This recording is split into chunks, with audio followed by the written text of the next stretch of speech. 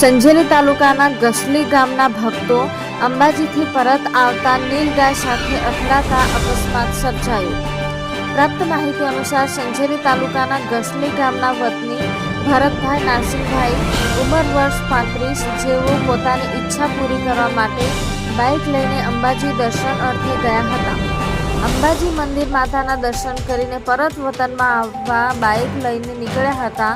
તે સમયે ઈડરથી ભિલોડા રસ્તા પર નીલગાય મોટરસાયકલ સાથે અથડાતા અને ડામર રોડ પર પડતા ભરતભાઈનું ઘટના સ્થળે મોત નીપજ્યું હતું। તેઓની લાશને ભિલોડા સિવિલ હોસ્પિટલ ખાતે રાખવામાં આવી હતી। ત્યાં પીએમ થયા બાદ શૈલેષભાઈ નરસિંહભાઈ ઉંમર વર્ષ 40 ને ભિલોડા હોસ્પિટલમાંથી અંતિમ ક્રિયા માટે વતન લઈ જવામાં આવ્યા હતા।